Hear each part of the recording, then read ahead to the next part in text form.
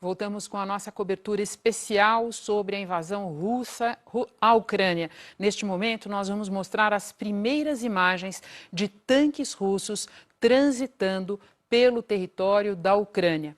A partir dessas imagens, a gente vai para Nova York conversar com o correspondente Guga Chakra. Guga, o que essas imagens nos revelam a respeito do tipo de ataque que a Rússia está fazendo ao país? Boa noite mais uma vez, Renata. Olha, a Rússia está lançando uma ofensiva em larga escala contra a Ucrânia nesse momento. É uma invasão à Ucrânia. Há relatos de bombardeio ao redor do país e agora tanques entrando dentro da Ucrânia. É uma operação militar que está no começo ainda. A gente não sabe aonde vai terminar, se vai se concentrar ali na região de Donbás, onde estão as áreas separatistas de Donetsk e Luhansk, ou se vai chegar até Kiev, que é a capital do país, com o objetivo de derrubar o governo do Volodymyr Zelensky, Renata. Guga, muito obrigada. A gente vai chamar agora a Carol Cimente, em Nova York também, exatamente para falar de decisões do presidente Volodymyr Zelensky. Carol, o presidente colocou o país sob lei marcial. Dá mais detalhes disso para nós, por favor.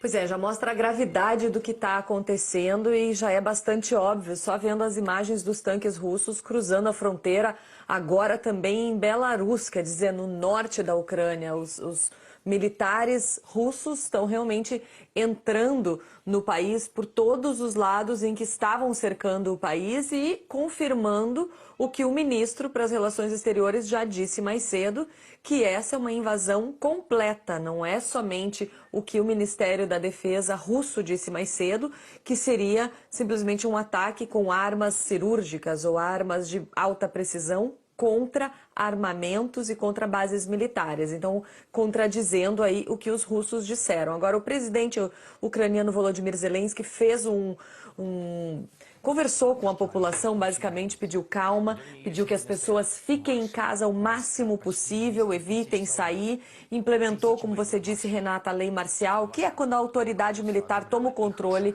da administração e principalmente da justiça de um país. E ele disse também que tinha conversado com o presidente americano Joe Biden, né? Ele inclusive disse que os Estados Unidos já começaram a unir o apoio internacional para a Ucrânia. Agora, vindo do presidente americano Joe Biden, o que ele disse em um comunicado depois de conversar com o presidente Zelensky? Ele falou que o presidente Zelensky ligou para ele, que eles tinham recém terminado de conversar e que, obviamente, Joe Biden condena esse ataque injustificado e não provocado das forças militares russas contra a Ucrânia e depois falou que detalhou rapidamente para o presidente ucraniano todos os passos que estão sendo tomados pela comunidade internacional para condenar a Rússia, incluindo o que foi falado no Conselho de Segurança das Nações Unidas hoje. A gente até já falou sobre isso mais cedo, enquanto o Conselho de Segurança das Nações Unidas acontecia. Já estava havendo ataques no território ucraniano, ataques com mísseis, ataques de entrada com soldados, com tropas russas em Odessa, por exemplo, e o Conselho de Segurança, em muitos casos, ainda via embaixadores lendo discursos escritos 1 ou 2 horas antes que falavam que a diplomacia era o único caminho, que os dois lados tinham que ser ouvidos e que ainda havia tempo para diálogo, ou seja, um Conselho de Segurança que estava totalmente atrasado com os fatos que estavam acontecendo. Como eu disse, pelas imagens que a gente vê dos tanques entrando, tanto pelo norte da Ucrânia, Belarus, quanto pelo sul, pelo leste da Ucrânia principalmente, a gente vê que se trata de uma invasão completa dos soldados russos e confirmando, então, o que o ministro do Interior e o ministro para as Relações Exteriores da Rússia, da Ucrânia, já tinham dito, que é uma invasão e não simplesmente ataques cirúrgicos sobre pontos militares da Ucrânia. Carol, e você mencionou ataques via Belarus. Boa hora para a gente lembrar que a Belarus é um país ao norte da Ucrânia, fortemente aliado da Rússia e que possivelmente está envolvido nessa operação. Muito obrigada, Carol. Agora a gente vai para Lisboa, vamos chamar o correspondente Leonardo Monteiro, ele tem novidades para nós também. Léo, primeiras horas da manhã aí na Europa e nós já tivemos repercussões do premier britânico Boris Johnson e da presidente da Comissão Europeia, Ursula von der Leyen. É isso, Renata. A União Europeia diz que vai responsabilizar Moscou pelo que a chefe da Comissão Europeia, Ursula von der Leyen, diz ter sido um ataque injustificado à Ucrânia. Nessas horas sombrias, nossos pensamentos estão com a Ucrânia, com os homens, mulheres e crianças inocentes enquanto enfrentam esse ataque não justificado e temem por suas vidas, afirmou a von der Leyen pela rede social Twitter. Vamos responsabilizar o Kremlin, acrescentou ela. Agora, Renata, primeiras horas da manhã aqui na Europa e os líderes do bloco, líderes da União Europeia, vão realizar, obviamente, uma cúpula de emergência na sede do bloco em Bruxelas ainda nesta quinta-feira.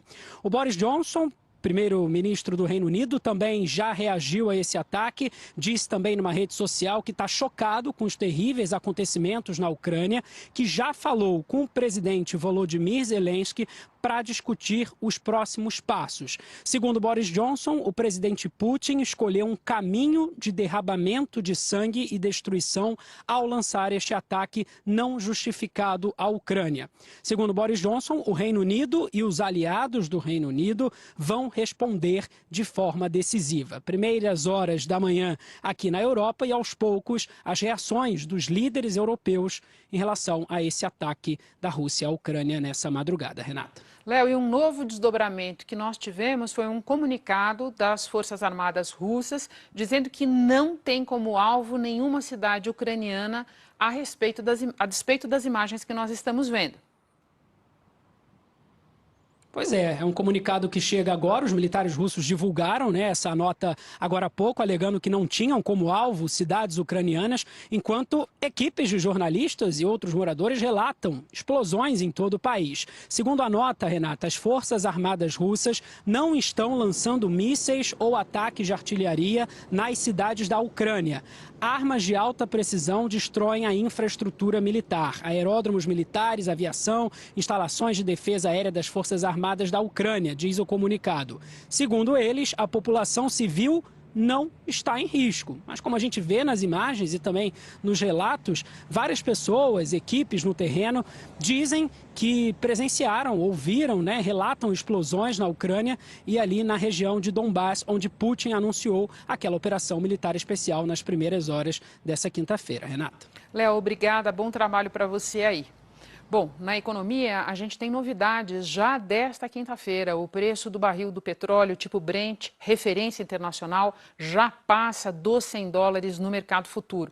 Esse valor é o maior em 7 anos. Na Ásia, as bolsas abriram já com quedas. Em Hong Kong, o índice despenca mais de 3%. As bolsas do Japão e da China caem 2%. Os contratos futuros das bolsas americanas também operam em queda acima de 2% e na Europa já temos queda de 3%. A gente vai voltar mais uma vez para Nova York porque eu tenho uma pergunta para o Guga Chakra. Guga, quando você olha o quadro maior e vê o que está acontecendo nesse momento na Ucrânia, que momento histórico é esse da invasão russa?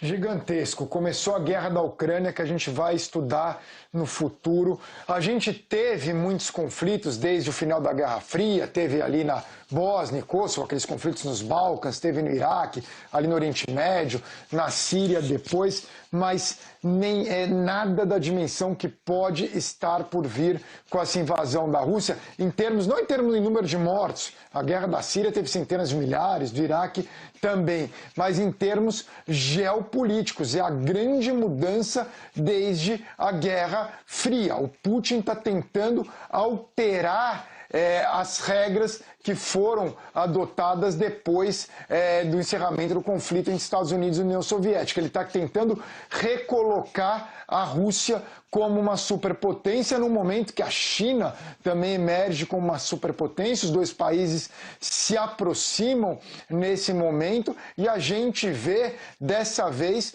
um Ocidente frágil, que não tem como reagir além das sanções que já foram impostas algumas e que serão impostas amanhã. Então, é uma grande mudança geopolítica que a gente começa a observar. Além, claro, de todo o efeito de uma guerra, a Ucrânia correndo o risco de se tornar o Líbano dos anos 80, a Bósnia dos 90, o Iraque dos 2000 e a Síria da década passada.